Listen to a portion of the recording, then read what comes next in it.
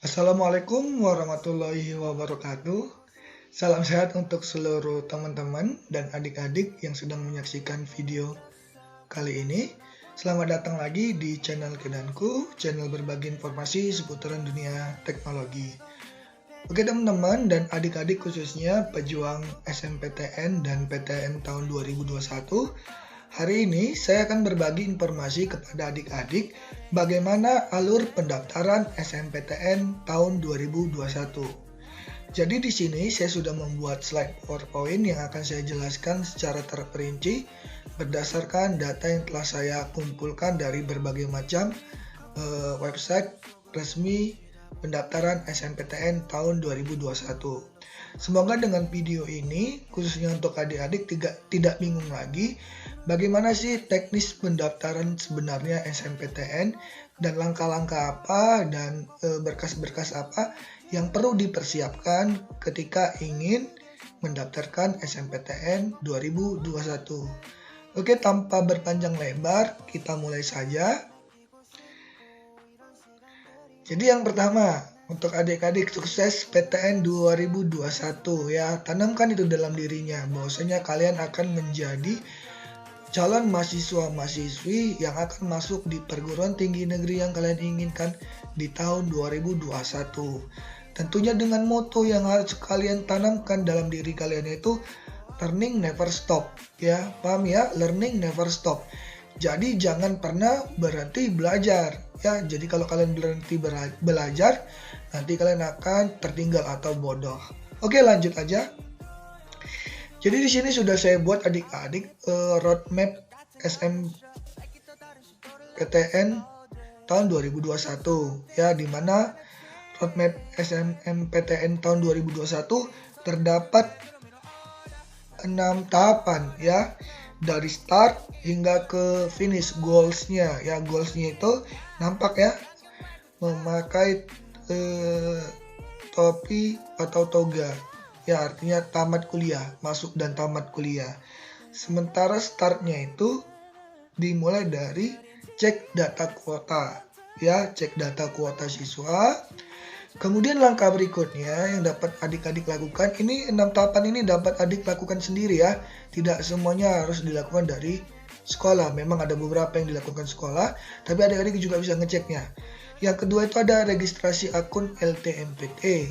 Nah, itu sangat penting dan mungkin saat ini adik-adik sedang registrasi akun LTMPT dan banyak yang lagi galau karena tidak bisa registrasi karena berbagai macam masalah teknis yang terjadi.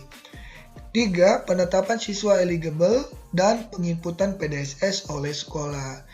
Di poin nomor 3 ini dilakukan oleh pihak sekolah adik-adik. Keempat, pendaftaran SNMPTN. Ya, ini dia sudah masuk ke poin intinya untuk menentukan masa depan adik-adik. Berikutnya, poin nomor 5, poin yang paling ditunggu-tunggu dan membuat mendebarkan ya, atau berdebar-debar adik dan juga orang tua, bahkan sekolah juga, apakah adik-adiknya lulus atau mungkin belum rezekinya, di poin nomor 5. Poin nomor 6 ini, setelah adik-adik lulus, ini tak kalah lebih penting untuk pendaftaran ulang ya. Karena di poin nomor 6 ini, karena dia udah semangat lulus, dia lupa melakukan pendaftaran ulang sehingga bermasalah nanti ketika melaksanakan pendaftaran ulang. Takutnya nanti bisa di blacklist ya, atau dicoret namanya dari universitas tersebut karena tidak kunjung juga melakukan pendaftaran ulang. Jadi ini roadmapnya. Di sini saya akan menjelaskan satu persatu ya, secara terperinci. Semoga adik-adik paham terhadap apa yang saya jelaskan. Oke adik-adik, di poin yang nomor 1 itu ada cek kuota siswa. Apa maksudnya cek kuota siswa?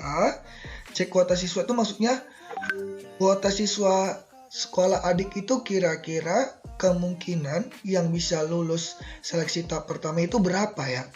Itu adik-adik bisa lihat nanti ya. Tidak hanya sekolah, adik-adik juga bisa dapat lihat di www.lt.ltmpt.ac.id ya. Baru besaran kuotanya itu seperti apa ya, kira-kira berapa sih kalau dari 200 atau dari 300 kelas 12 itu kira-kira berapa yang lulus nih tahapan pertama. Itu besaran kuotanya itu berdasarkan akreditasi sekolah ya, berdasarkan akreditasi sekolah. Kemudian batas waktunya itu, pengecekannya itu maksimal tanggal 15 Januari. Berarti sekarang masih bisa dicek. Ataupun juga adik-adik mungkin udah tahu, sudah diberitahu oleh wali kelasnya, guru-gurunya, ataupun operator sekolah. Berikutnya, ini tak kalah lebih penting, bantuan untuk kelengkapan data dapat dilihat di https pddata.kemdikbud.go.id LTMPT. Di situ adik-adik bisa melihat sekolah adik-adik itu bagaimana, ya, berapa siswa yang terdaftar, kemudian ada nggak nanti yang bermasalah dengan NSN, atau ada nggak NSN-nya itu yang dia ganda, ya, ada di 2 sekolah. Kemudian perbaikan data melalui verbal data Kemdikbud. Nah, kalau yang ini, yang di bawah ini, hanya bisa dilakukan oleh pihak sekolah. Biasanya jika data adik mungkin ada yang bermasalah, akan diperbaiki oleh pihak sekolah. Berikutnya, lanjut. Ya, di sini kita akan membahas gimana tadi, ya, membahas cek kuota sekolah. Tadi seperti yang saya bilang di awal, kuota sekolah berdasarkan akreditasi sekolah, ya. Jadi untuk mengeceknya berdasarkan akreditasi sekolah. Di mana untuk sekolah adik-adik yang akreditasinya A itu mendapatkan kuota sebesar 40% dari total siswa di kelas 12 per jurusan, ya, per jurusan. Yang kedua, sekolah dengan akreditasi B itu mendapatkan sekitar 20%, ya, dari total seluruh siswa per jurusan, ya. Sementara untuk yang akreditasi C dan belum terakreditasi hanya mendapatkan kuota sebesar 5% per jumlah anak kelas 12 per jurusannya. Contohnya begini, ya, misal nih sekolah adik-adik. Nah, di sini saya umpamakan aja dengan sekolah SMA Yugi. Nama sekolahnya SMA Yugi, ya, SMA Yugi. SMA Yugi itu akreditasinya A, alhamdulillah akreditasinya A. Jadi kalau akreditasi A-nya itu berapa? 40% kan kuotanya, ya, berdasarkan siswa kelas 12 keseluruhan per jurusan. Total siswanya itu ada 200 di SMA Yugi tadi, ada 200 siswa, baik dia jurusan IPA maupun jurusan IPS. Di mana jurusan IPA itu ada 100 siswa. Oke, dan jurusan IPS juga ada 100 siswa. Berarti IPA-nya 100, IPS-nya 100, benar, ya? Sekarang kita akan menentukan berapa peluang dari jurusan IPA lulus dan berapa peluang dari jurusan IPS lulus. Lulus IPA, kita masukkan rumusnya, sama dengan 40% kuota dibagi 100% dikali total siswa jurusannya. Jurusan IPA berapa? 100, sama dengan 40 siswa. Maka yang berhak dari 100 siswa di IPA atau jurusan IPA itu hanya 40 siswa yang berhak masuk ke tahap berikutnya, ya, untuk pendaftaran SNMPTN. Sementara IPS juga 40% dari dibagi 100% dikali total siswa jurusan IPS, ada juga 100, ya. Berarti sama dengan dapat juga 40 siswa untuk jurusan IPS. Tapi contohnya misalnya IPS-nya tadi cuma 60, berarti berapa? Kita masukkan rumus.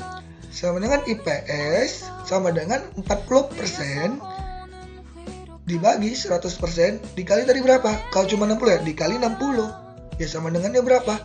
Mungkin sekitar 25. Ya, sekitar 25 siswa yang akan lulus dari jurusan IPS. Jadi kalau kita gabung, total siswa yang lulus itu sama dengan IPA ditambah IPS untuk sekolahnya, ya. Di sekolah SMA Yugi, total siswa yang berhak melaju ke babak berikutnya atau seleksi tahap berikutnya itu 80 siswa. Dan 80 siswa inilah yang dinamakan siswa yang eligible, ya, atau layak didaftarkan untuk ke tahap berikutnya. Paham, ya, adik-adik, ya? Jadi kategori siswa eligible itu apabila dia sudah masuk ke dalam kuotanya tadi. Berikutnya, registrasi akun LTMPT. Ini tak kalah lebih pentingnya karena adik-adik harus wajib mendaftar akun LTMPT. Ingat, ya, akun LTMPT sistemnya tuh SSO, single on, ya, kalau saya nggak salah, ya. Artinya akun ini akan berguna ketika adik-adik ingin mendaftarkan masuk ke SNMPTN dan juga UTBK SNMPTN. Paham ya? Jadi 2, SNMPTN dan SBMPTN. Di mana websitenya itu untuk adik-adik registrasi akun atau mendaftar akun itu ada di https://portal.ltmpt.ac.id. Oke, nanti adik daftar di sini ya, daftar di sini nanti masukkan NISN, NPSN dan tanggal lahir kalau saya nggak salah ya. Nanti baru memasukkan email sama password yang diinginkan ya. Adapun waktunya itu dimulai dari 4 Januari ya.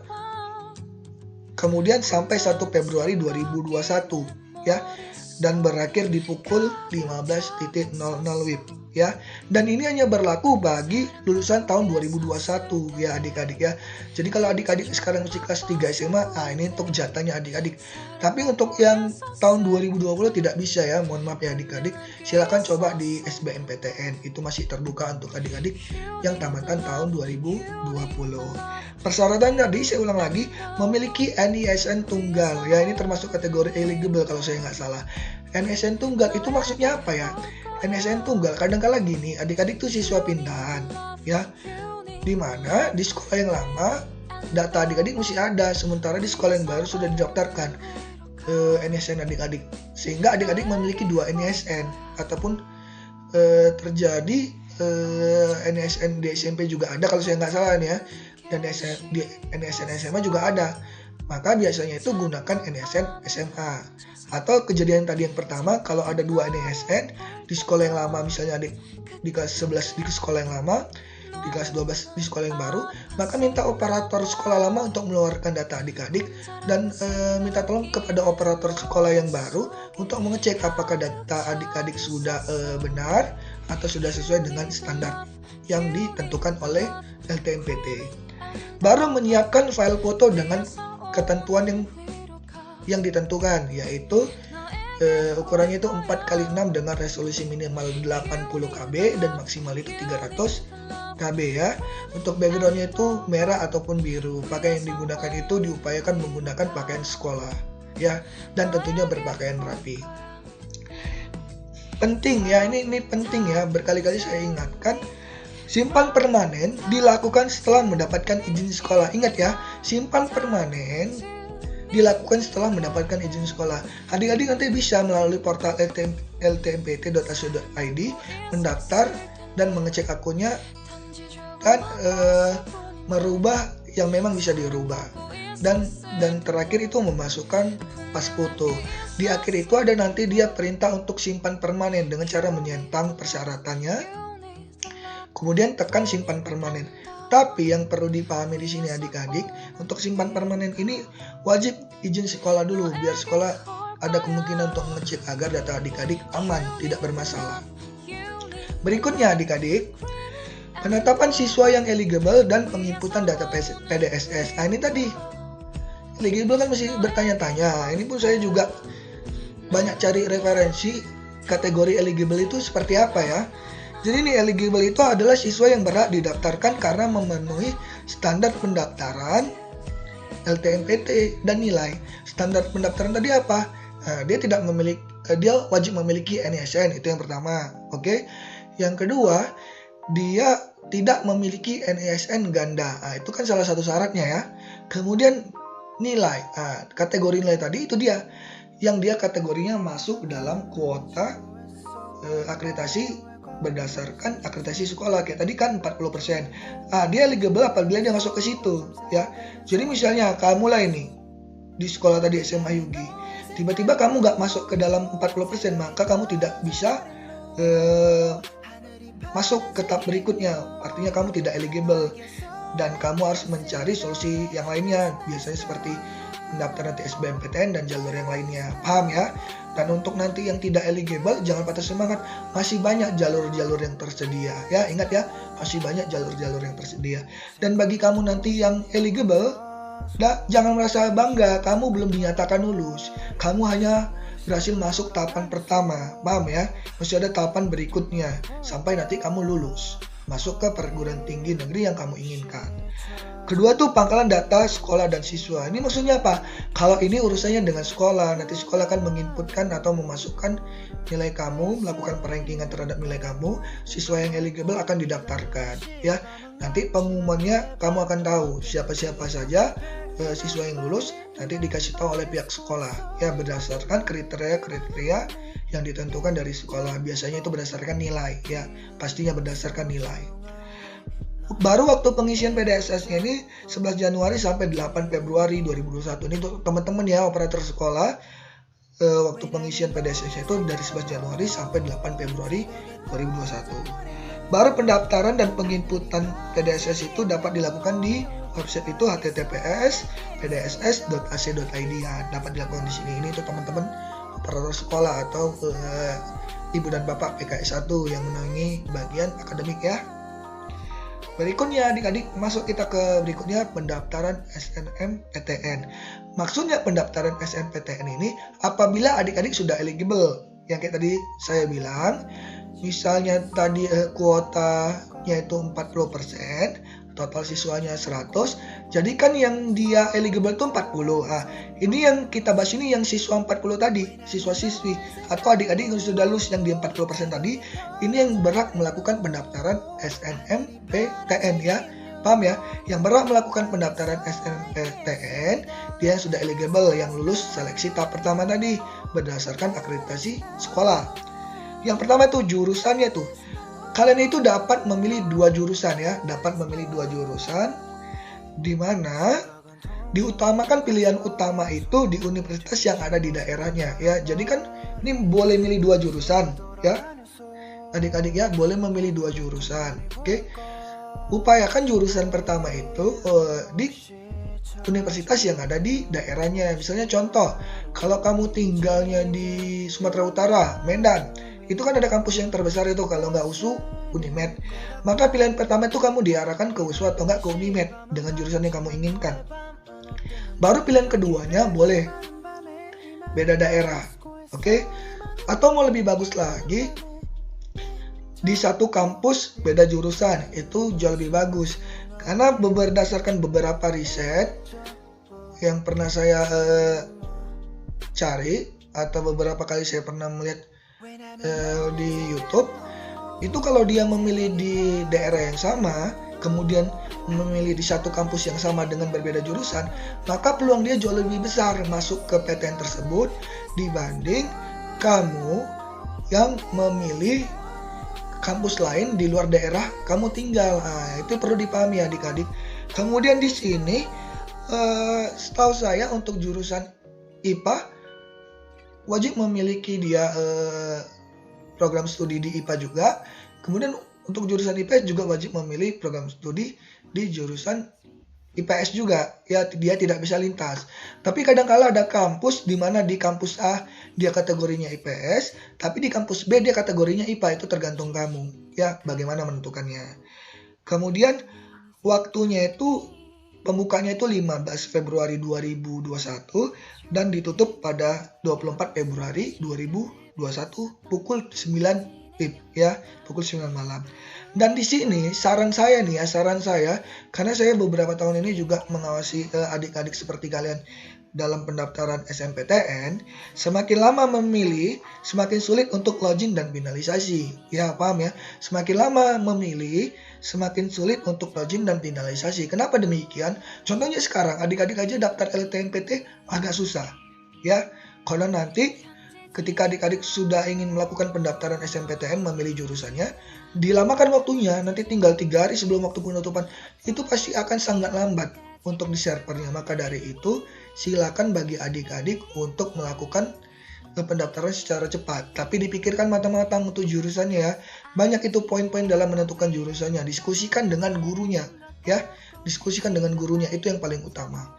Berikutnya, ada pun syarat tambahan, yaitu melampirkan sertifikat dan piagam penghargaan atau juara. Sangat dianjurkan, ya. Itu penting ini, karena banyak nilai kalian itu sama. Jadi bagaimana menentukan si A lebih hebat dari si B atau si A jauh lebih berkompeten dari si B? Ya, ini tadi dengan melampirkan sertifikat dan piagam. Biasanya ini nilai pendukung yang sangat luar biasa akan mengangkat nilai kalian. Dan rata-rata ketika melampirkan sertifikat dan piagam penghargaan dan juara, ini peluang masuknya jauh lebih besar ketimbang dia cuman berbasis nilai saja. Kemudian wajib Fakultas Olahraga dan Seni, kalau saya tidak salah berdasarkan data yang saya peroleh, itu wajib menyerahkan portofolio. Portofolionya seperti apa? Misalnya kamu olahraga, kamu akan membuat video biasanya. Olahraga kamu akan membuat video, misalnya kamu bermain sepak bola, bermain basket, ataupun yang lainnya. Kalau seni itu misalnya seni tadi ya, kamu menari, misalnya kamu seni lukis atau menggambar ya kamu menggambar ataupun melukis. Itu perlu dipahami ya. Karena ini hukumnya wajib. Dan untuk portofolio itu ada batasannya, kalau saya nggak salah kemarin sekitar 15 atau 30 MB. Filenya sangat kecil, durasinya panjang. Jadi pandai-pandai nanti ketika membuat videonya. Berikutnya itu di pengumuman SNMPTN ya. Berikutnya di pengumuman SNMPTN. Jadi kamu setelah nanti mendaftar yang memilih 2 universitas tadi atau 2 jurusan di satu universitas, akan melihat apakah kamu layak lulus ataupun tidak dengan cara ini. Pengumuman SNMPTN dilaksanakan pada tanggal 22 Maret 2021. Peserta yang lolos SNMPTN 2021 tidak dapat mengikuti UTBK. Artinya gini ya, kalau kamu udah lulus masuk ke universitasnya, kamu akan di-lock dari jalur UTBK ya. Jadi ketika memilih universitas dan jurusan, pastikan itu pilihan dari dalam hati kamu, dan ketika kamu lulus kamu akan mengambilnya. Dan dapat dilihat di https://pengumuman.snmptn.ac.id. Calon mahasiswa yang telah diterima di SNMPTN tahun 2021 maka sudah pasti tidak akan bisa mengikuti UTBK. Seperti yang tadi saya bilang, tidak berhak lagi mengikuti UTBK. Umumnya sekolah akan membuat surat perjanjian untuk kamu wajib mengambil jurusan yang kamu berhasil lulus. Biasanya ada sekolah, dia akan membuat surat perjanjian di atas materi biasanya ya. Kenapa dibuat? Agar sekolah tidak kena blacklist ketika kamu tidak mengambilnya. Karena ini kan berkaitan dengan akreditasi sekolah, berkaitan dengan kelangsungan nanti adik-adik kamu setelah kamu yang ingin masuk kuliah di universitas dan jurusan tersebut. Jadi kalau nanti kamu lulus tiba-tiba kamu nggak mengambil, itu kan berbahaya untuk sekolahnya. Makanya dibuat yang seperti ini. Makanya di awal tadi saya bilang, pilihlah universitas yang memang dari dalam hati kamu. Baru bagi yang belum lulus masih banyak jalur PTN. Ya, ingat ya, bagi yang belum lulus masih banyak jalur PTN. Ya contohnya SBMPTN, SNMPTN, SPAN PTKN, Mandiri, Vokasi, dan masih banyak lagi yang lainnya. Kemudian di terakhir ada pendaftaran ulang. Pendaftaran ulang ini dapat dilihat di website universitas yang kamu lulus ya. Jadi kan nggak bisa saya sebutkan satu-satu karena tergantung kamu lulusnya di mana. Tinggal searching aja di internet, nanti akan ketahuan di mana kampus tempat kamu lulusnya. Baru syaratnya itu pertama mengisi formulir pendaftaran ulang. Itu nomor 1, itu wajib. Nanti itu di online. Kedua, fotokopi pembayaran UKT, uang kuliah tunggal ya. Nanti cari tahu UKT itu apa kalau kamu sudah lulus. 3, kartu keluarga KK. Keempat, rekening pembayaran listrik 2 bulan terakhir. Yaitu wajib juga, itu biasanya untuk menentukan UKT. Slip gaji orang tua sama untuk menentukan UKT biasanya ya. Kartu cetak SNMPTN ini banyak sering kejadian hilang. Ini jangan coba dihilangkan, alangkah lebih baik dikirim aja sama wali kelas kalian atau pihak sekolah. Jadi bisa di backup, kalian simpan, pihak sekolah simpan. Yang dikirim apa? PDF-nya saja cukup. Baru ijazah dan SKU jika sudah selesai ya, jika sudah siap. Kalau enggak ya legalisirnya saja kemungkinan bisa. Baru fotokopi rapot biasanya yang dileges ya. Pas foto 3x4 dan 4x6 biasanya berwarna ya, baik background biru ataupun merah. Kemudian terakhir itu surat keterangan tidak mampu ya, SKTM ya, bagi mahasiswa atau calon mahasiswa dengan jalur bidik misi. Oke adik-adik, mungkin itu aja yang dapat saya sampaikan. Mohon maaf jika terlalu lama. Semoga paham dengan apa yang saya sampaikan. Sukses untuk semua. Ingat, sukses itu berasal dari diri kamu. Ketika kamu berupaya dengan kerja keras, kerja cerdas, dan kerja ikhlas, maka Allah akan membukakan jalan untuk kamu. Dan jika kamu belum berhasil, masih banyak jalan-jalan sukses yang lainnya yang bisa kamu capai. Oke, terima kasih. Jangan lupa like, share, dan komen jika adik-adik suka dengan video kali ini. Pastinya subscribe ya, pastinya subscribe channel Gedanku biar saya lebih semangat lagi untuk membuat video-video yang lebih menarik lagi. Oke adik-adik, sampai jumpa. Sukses untuk semuanya. Saya tunggu kabar bahagia dari adik-adik untuk lulus di PTN yang diinginkannya. Saya akhiri. Assalamualaikum warahmatullahi wabarakatuh.